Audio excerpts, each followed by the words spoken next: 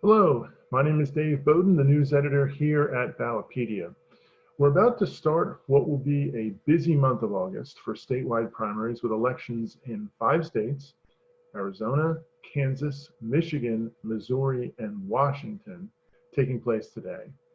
While the presidential primaries have almost wrapped up, 18 states have yet to hold congressional and state level primaries. So with about 3 months remaining until Election Day, we thought this would be a great time to take a closer look at some of the most interesting results from this year's primaries so far and previewing what is in store for August and September. And then we'll conclude things with a quick preview of the state of play in the general election as well. So to help me do all of that is David Luchs, who is the team lead on our marquee team here at Ballotpedia. So David, great to have you here with us. Thanks, Dave. It's really great to be here with you. All right, we've got a lot of material, so let's get going. Before we get into the congressional primaries, how are things looking in the presidential race? Has that wrapped up completely, or are there any states left to vote? There is one state that's left to vote, Dave. So 49 states have already held their presidential primaries, but there is one last state, and that is Connecticut. Connecticut will be holding its presidential primary next Tuesday, a week from today. And once Connecticut votes, the presidential primary process will finally be concluded.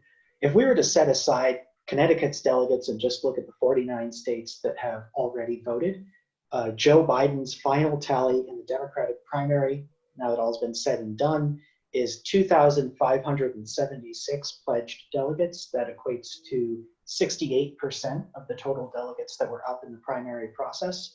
The only other candidate who won more than 100 pledged delegates was Bernie Sanders. He won 1,027 delegates. That's 27% of the total. Now, on the Republican side, Donald Trump won all but one of the 2,160 Republican delegates. Biden and Trump, as the presumptive nominees, will formally accept their nominations during the third week of August in Biden's case and the fourth week of August in Trump's case. All right, that's a great summary. And of course, we have conventions coming up during those time periods when those nominees will accept those nominations. We don't really have any idea as to what exactly that's going to look like because of the coronavirus pandemic. So that will definitely be something to keep an eye on as those weeks approach. All right, now before we get into the other races, let's just take a broad look at what's on the ballot this year. So at the federal level, all 435 seats are up for election in the U.S. House of Representatives. That happens every even-numbered year. And there are 35 of the 100 seats in the United States Senate are up. That's the 33 that are up for regular election, and then there's the 2 special elections, one in Arizona and one in Georgia. And then at the state level, there are 11 states that will elect a governor this year, and 44 states are holding regular elections for state legislative seats. Now this year, Ballotpedia has identified 180 battleground primaries outside of the presidential race. And of those, 123 have already taken place. So it's about 2/3. So it's kind of a good frame of reference there. And there are another 19 tonight. So we can only look at so many of the battleground primaries that have happened so far. But let's focus on the 5 primaries where the incumbent member of Congress, the member of the House of Representatives, lost renomination. And like I said, there are 5 members of Congress that have done that. And this is tied with 2016 for the second highest rate of incumbents losing renomination since 2004. So David, what can you tell us about those races? Yeah, so Dave, like you said, there are 5 members of the U.S. House who lost renomination. They lost their seats in the primary process. There were 2 Democrats and 3 Republicans. Let's start with the 2 Democrats and then we'll move into the Republicans. In Illinois' 3rd Congressional District, Democrat Dan Lipinski lost renomination to a challenger, Marie Newman. This particular race was really interesting because it was a rematch. Marie Newman earlier challenged Dan Lipinski in 2018. That year, Newman did lose. She got 48.9% of the vote, and Dan Lipinski got 51.1%. That race in 2018, when Lipinski won, was a one-on-one contest between Newman and Lipinski. This time around, there were two other candidates in the running. Those two other candidates won a combined 8% of the vote. Lipinski got 44.7%, and Newman came in first with 47.3%. This district is a safely Democratic district. It stretches southwest from Chicago, and the winner of the Democratic primary is considered very likely to win the general election. Lipinski, before he lost nomination, he had held this seat since 2004.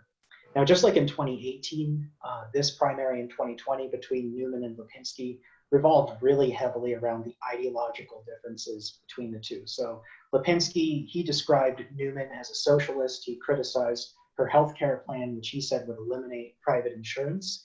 And for her part, Newman said that Lipinski was not a real Democrat and that he had voted against the Affordable Care Act and the DREAM Act.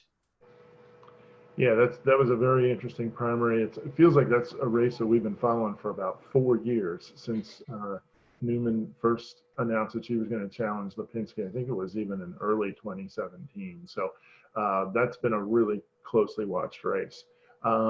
It also sounds pretty similar to the other race where there was a Democratic member of the House that was unseated. What can you tell us about the primary in New York's 16th Congressional District?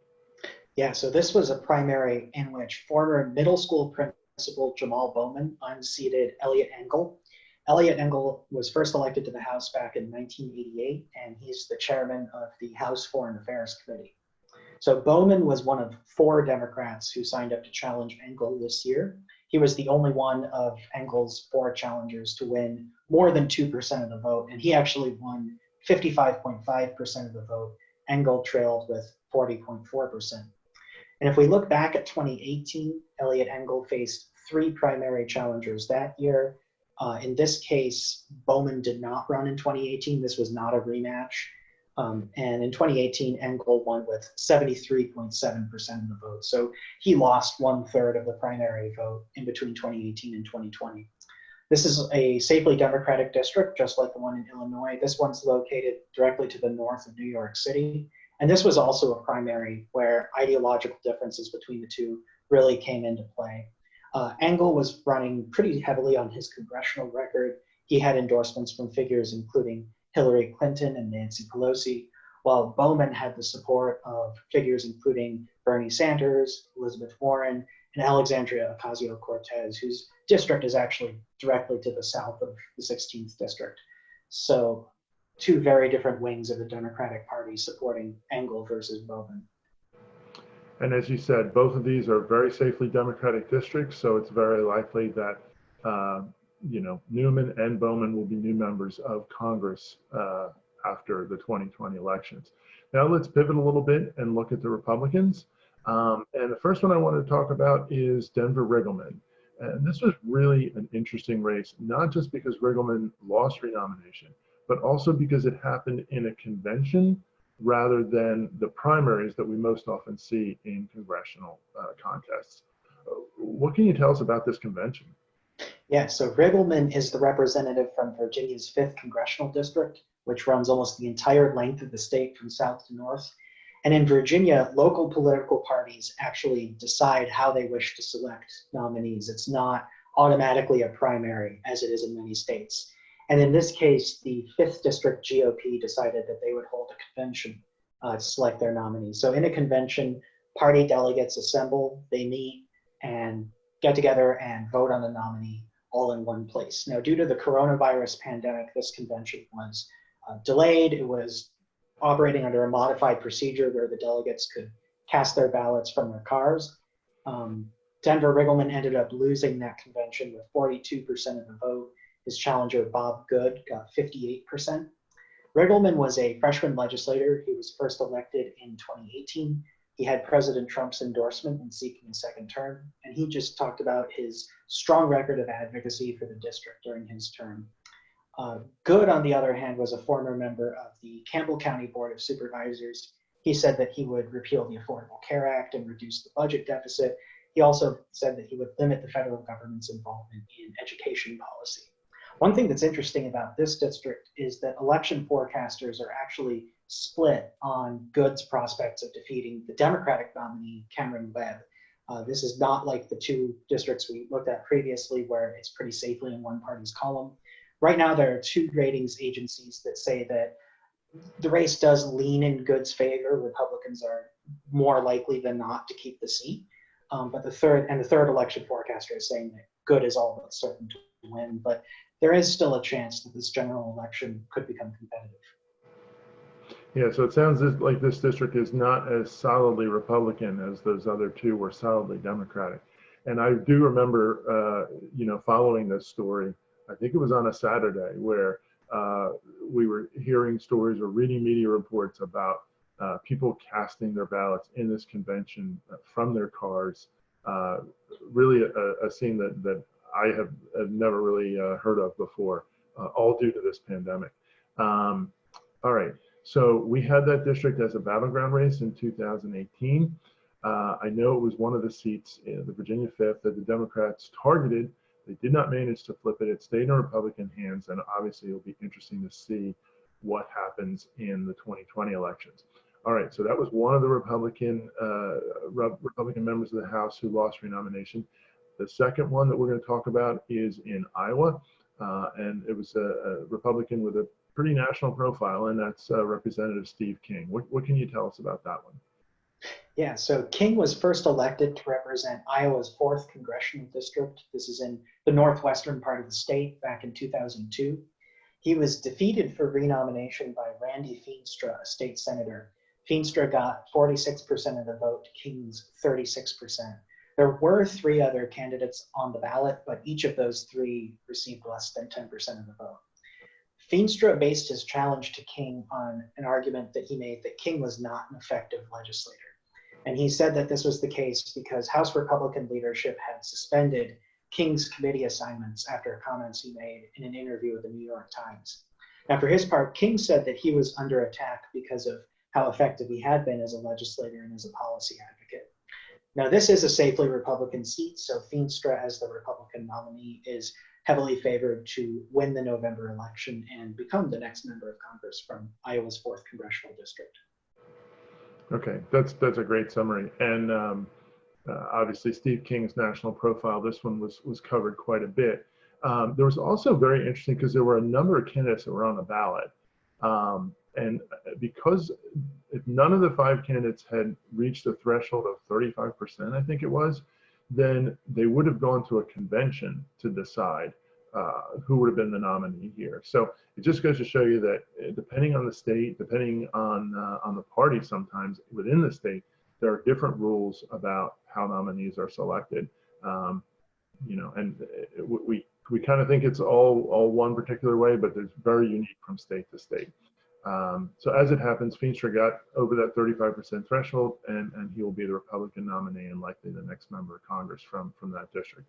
All right, the last one, the fifth member of the House to lose renomination is Scott Tipton in Colorado's 3rd Congressional District. What can you tell us about that? Yeah, so Tipton has represented the 3rd District since 2010. He faced primary challengers in 2 years, 2014 and 2016. Both of those years, Tipton won his primary with more than 70% of the vote. This time around, he was defeated for renomination by businesswoman Lauren Boebert. She got 55% of the vote to 45% for Tipton. Tipton was endorsed by President Trump, and he said that he had been an effective ally to the president in Congress. Boebert, on the other hand, said that she would be more supportive of the president's agenda than Tipton had been. Now, like in Virginia's 5th Congressional District, this is a race where forecasters are somewhat split on what the general election will look like. One race tracker is saying that the general election will lean towards Boebert. A second one is saying that more than leaning towards Boebert, she's likely to win. And a third one is going even further and saying she's all but certain to win. So this will be an interesting one to watch in November. It does look like Lauren Boebert is favored. Yes, yeah, and it is interesting how sometimes the rating agencies all align and sometimes they kind of split. So this will definitely be a race to watch. All right, so it's sometimes very difficult to understand what will happen in a district when an incumbent, especially a longtime incumbent, is defeated in the primary. So thanks for walking through all those. They're all really, really interesting stories. All right, now let's shift a little bit to the next 6 weeks. Let's kind of look at what's happened in the primaries so far. And now let's look at what is left to come in this primary season. And we mentioned there were 18 states that are going to hold their primaries. There's also, I kind of was a little bit on the last state, which is the 19th state, which is Louisiana, has a unique majority vote primary system where the primary isn't held until election day. So there's technically 19 seats that are left to cast their votes in congressional races. All right, what can you tell us about what is in store over the next few weeks here in this primary season, David? Yeah, so there are 8 remaining primary dates in 2020, and 3 of those are actually this week. So in most states, these are going to involve primaries for any offices that are up for election this year other than the presidency. So tonight, there's going to be primaries in Arizona, Kansas, Michigan, Missouri, and Washington. That's going to be followed by Tennessee on Thursday and then Hawaii on Sunday. Next Tuesday is going to be primary day for Connecticut, Minnesota, Vermont, and Wisconsin. And then the Tuesday after that will be Alaska, Florida, and Wyoming. That'll be it for August, but there are a few states in the Northeast that hold September primaries. So those are Massachusetts, which is going to hold a primary on September 1st, New Hampshire and Rhode Island on September 8th, and then rounding out our election calendar for this year, Delaware will hold its primary on September 15th. Yes, and not all of those have been pushed back to this time due to the coronavirus outbreak. A lot of states do hold August primaries. So most of these are pretty much in line with the regular schedule with a few exceptions here or there. Now, obviously, we talk about, finishing up the primary season, Delaware, mid-September. At that point, we're only a few days away from the beginning of early voting for the general election in a lot of states, or at least some states. As you said, there are 4 states that start their early voting on September 18th, which is, I guess, the end of the week that Delaware has its primary. That would be Minnesota, South Dakota, Vermont, Virginia. And I think there are other states where you can request an absentee ballot or you start receiving those absentee ballots around that time as well. All right, so let's focus a little bit about tonight's primaries for just a moment. You mentioned those 5 states before, and I know that the Marquee team is tracking more than a dozen races tonight. Can you talk about maybe 3 of the battleground primaries that really stand out for tonight? Absolutely. So the one I want to start with is one of tonight's most anticipated races. That is the Republican primary for U.S. Senate in Kansas. The current Senator, Pat Roberts, is not running for re-election. Republicans have won every Senate election in Kansas since 1932, so the winner of the primary is very likely to win the general election. And there are 11 candidates in the running. 3 of them have really stood out as leaders in fundraising, endorsements, and media attention. Those 3 are Bob Hamilton, Chris Kobach, and Roger Marshall. So Hamilton is the former owner of a plumbing business. He compares himself to President Trump. He says he has business experience, he's a political outsider, and that if elected, he will function as a citizen legislator. Kobach is the former Kansas Secretary of State. In 2018, he ran for governor. He defeated Kansas's interim governor, Jeff Collier, in the Republican primary, winning by 350 votes. And then in the general election, he was defeated by Democrat Laura Kelly. Kobach says he's running for Senate to restore a focus on the Constitution. And Marshall has represented Kansas's first congressional district in the U.S. House ever since the 2016 election.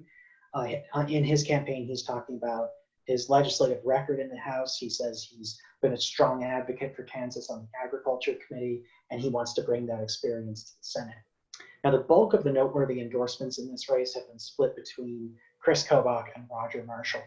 Kobach's backers include former U.S. Senator Jim DeMint, Gun Owners of America, and the National Association for Gun Rights. Marshall's include the outgoing Senator Pat Roberts, Bob Dole, who was the 1996 Republican nominee for president, and the U.S. Chamber of Commerce. So it'll be a very interesting race to see what happens in Kansas tonight. Yeah, that looks to be a very interesting race, and I think I've seen from election officials that they expect that they'll count votes pretty quickly tonight. So we should get a read on that one tonight, unless it's really close. And then one other interesting element is the amount of satellite spending by independent groups in that race. I think groups supporting Kobach have spent more than 7 million. Groups supporting Marshall have spent almost 6. So there's been a lot of advertisements. I'm sure there's been a lot of activity in Kansas related to this race. So this is one that's been on people's minds for quite a while. All right, the next race we're looking at tonight is in the U.S. House. It's in the state of Michigan, and there are 2 Democratic candidates running in Michigan's 13th congressional district. What can you tell us about that one? This is a really interesting race. It's a rematch between the current representative, Rashida Tlaib, and a former representative for that seat, Brenda Jones. So this is a safely Democratic seat in Detroit. It had been represented by John Conyers Jr. for more than 50 years before he retired after allegations of sexual harassment in 2017. In 2018, there was a special election to complete the remainder of Conyers' term, and of course a regular election for the new term starting in January 2019. And those 2 elections were actually scheduled in such a way so that the primaries were on the same day as one another. The generals were on the same day as one another. What ended up happening was when they held the pair of primaries, Rashida Tlaib won the general primary and Brenda Jones won the special primary. So heading into November 2018, the Democratic Party had 2 different nominees for the same seat. Brenda Jones was the nominee to finish out the remainder of Conyers' term. Rashida Tlaib was the nominee to begin a new term. Now, what ended up happening was Jones did hold the seat for about 5 months in between the certification of results in November and the swearing in of the new Congress in January 2019. And now she's running to take the seat from Tlaib. Tlaib is among a group of 4 freshman Democratic legislators who are often referred to as the Squad. She says she's running to build on the legislation that she supported during her first term. On the other hand, Jones is saying that she has a lot of experience with working to improve the district from her time serving on the Detroit City Council, of which she's also the current president. So a really interesting race, not just because it's a rematch, but also because these are 2 public servants with just a long history in the district. Yeah, they're 2 very well-known names, so that also adds to it. And as we've seen in races like we're talking about in Illinois' 3rd, there's no guarantee that the rematch will produce the same outcome. So that will be definitely one to watch. The 3rd one that you have on your list for races to watch tonight is a race with actually 36 candidates. Can you tell us about that one? Yeah, that's right. So the top 2 primary for governor of Washington is tonight, and there will in fact be 36 candidates on the ballot. So a top 2 primary is a primary where all candidates who are running for a particular office appear on the same ballot. Voters get the choice of every candidate who's running for the office, and the top 2 finishers in the primary, regardless of what their partisan affiliation might be, they advance to the general election and face one another for the seat. California and Washington are the only 2 states that use this type of a primary system to elect state executive officials. I should mention that Louisiana uses a somewhat similar system, but we don't need to get into that. So there are 36 candidates on the ballot tonight looking to win those 2 spots on the November general election. These 36 candidates include 11 Republicans and 5 Democrats. So the 5 Democrats include Jay Inslee. He is the current governor, and election forecasters are projecting that Inslee is very likely to finish first in the primary and advance to the general. He's led all candidates in fundraising, and he's led in every publicly released poll. Now, if Inslee is elected to a 3rd term in November, he'd be only the 2nd governor in state history to win a 3rd consecutive term, the first being Republican Daniel Evans in 1972. There are 4 other candidates, all of whom are Republicans, who have raised $350,000 or more. Those are Police Chief Loren Culp, ballot measure sponsor Tim Eyman, former Bethel Mayor Joshua Freed, and physician Raul Garcia. So that's going to be a tremendously interesting race to see which of the 36 candidates advances to those 2 spots on the November ballot. Yeah, I'm just thinking about my own voting machines, and I'm not sure there's enough space for 36 candidates without like flipping to another screen or something. That's got to be really unusual to see. I'm sure they have to adjust whatever procedures they have. All right, those top two primaries are always interesting. There's lots of candidates, different shares of the votes, that always kind of make things very, very unpredictable. All right, so it looks like Ballotpedia is going to be in for a long night. And let's, we're kind of running a little short on time, but let's look ahead to a little bit to November. And I mentioned that 35 of the 100 seats in the U.S. Senate are up for election. Can you tell us anything about those races as we look ahead to that? Yeah, so Ballotpedia has run an analysis on the 35 seats that are up, and we've identified 18 of those races, which are highlighted on the map as general election battlegrounds. These are Senate seats that could potentially change hands this year. Now, 13 of these seats are held by Republicans, and the other 5 are held by Democrats. At the moment, Republicans hold a majority of 53 seats. Democrats hold 45 seats, and the 2 remaining seats are held by independent senators who caucus with the Democrats. This means that what Democrats would need to do is gain 3 seats to split control of the chamber and 4 seats to win control outright. Whereas for the Republicans, if they can keep Democrats' net gain at 2 seats or lower, they can maintain control of the chamber. All right, so that is a look at the Senate landscape. Now let's pivot to the House of Representatives. And as I mentioned before, every even number year, you're looking at 435 seats, all of them up. Where do things currently stand with the House of Representatives? Yeah, so as you said, all 435 seats are up. Ballotpedia has identified 76 of those races as battlegrounds. This includes 42 districts that are currently held by Democrats, 33 that are currently held by Republicans, and 1 vacant seat, which was most recently held by a Republican. Now, at the moment, there are 232 seats overall across the entire chamber that Democrats hold, 198 that Republicans hold. 1 seat is held by a Libertarian, and there are 4 vacant seats. Overall, there are 30 Democrats running for re-election this year in districts that Donald Trump carried in 2016. And there are also 3 Republicans who are in the opposite situation. They're running for re-election in districts that Hillary Clinton carried. So we're going to be looking particularly closely at those districts, certainly. Yeah, this will be, unlike 2018, this will be House elections at the same time as the presidential race. And there will also be the last set of elections based on the 2010 census.